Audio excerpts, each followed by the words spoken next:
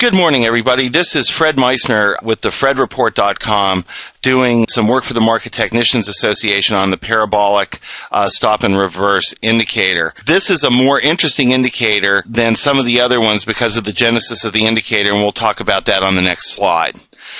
The first thing to remember about the parabolic stop and reverse indicator was it was first designed to trade commodities, and it was designed to trade commodities in the 1970s.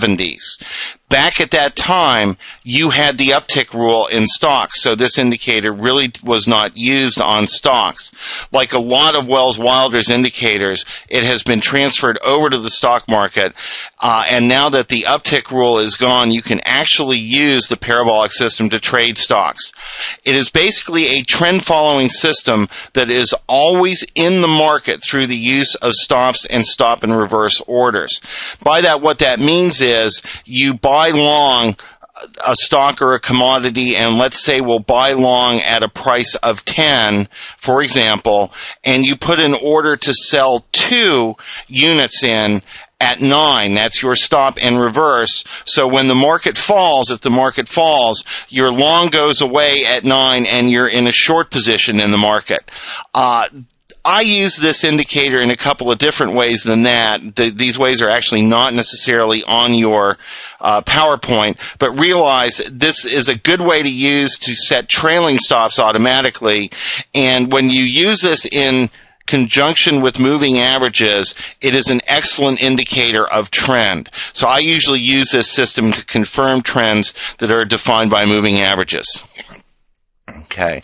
To deconstruct the parabolic time price system or the stop and reverse system, the stop and reverse is the previous price that is either the lowest price reached while in the previous short trade or the highest price reached while in the previous long trade. So you'll take that price and then add the unique feature of the parabolic system, which is an acceleration factor, which is a built-in method that causes that stop and reverse point to tighten up the longer the trend is in effect, i.e., if your original stop loss is 10%, by the time the trend ends, that stop loss may have fallen to 4% or even 3%. You can adjust the acceleration factor in the parameters on your Reuters machines or any other quote service, but it is essentially a trailing stop that tightens up automatically as long as the trend is in effect. To use the indicator in a bullish way is very simple. First of all, you buy long when the reversal point is hit, or you just enter the market long, however you do that. The stop will be the lowest significant low of the formation before your long entry. You will enter an order to liquidate the long position, which will be one stop, and assume a short position, which will be another stop loss order at the same price at the SAR, which means, of course, stop and reverse point.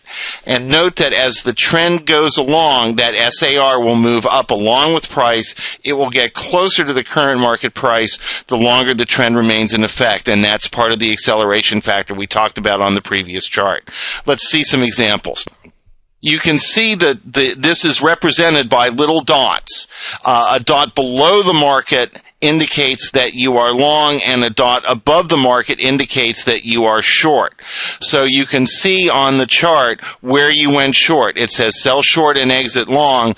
That was a fairly nice price level on the index. You can see the index fell rather neatly, and then on a rebound, it went long.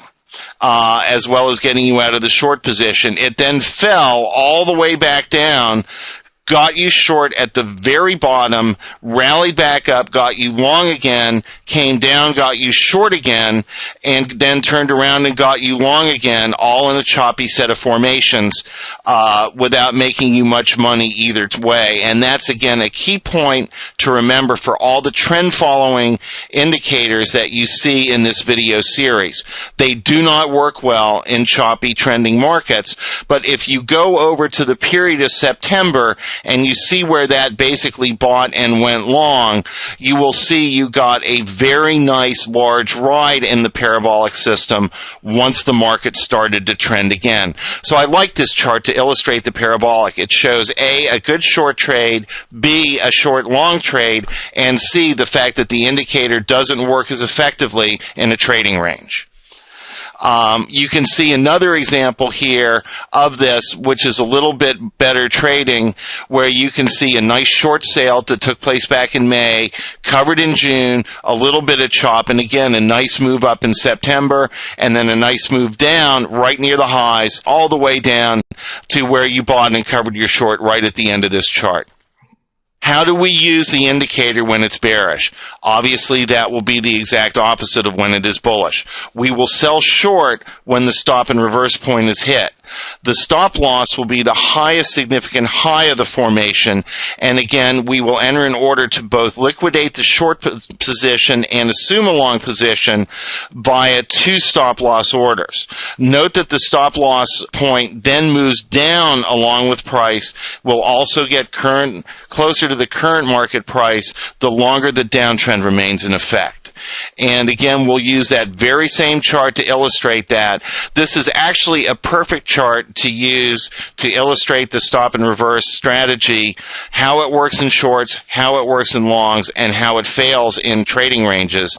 I would recommend anyone who's looking at the parabolic just simply apply the parabolic to their chart and then run through and look at some of the stocks they've traded successfully over the past year and see how this system would have helped them do it. We've got another choppy chart here. Natural gas is interesting because natural gas had a big blow up finally during the year, and you ended up with a nice short sale, a stop loss that took you out of the market and then reshorted. Basically, you can see that using this method, you caught the lion's share of the down move without doing much in the way of thought. I'd like to thank everybody and note that this presentation was made possible by the Market Technicians Association. I'm Fred Meissner, president of the Fred Report, www.thefredreport.com. And if anyone has any questions on this video, please contact the MTA and I will respond to those questions. Thank you and enjoy your trading.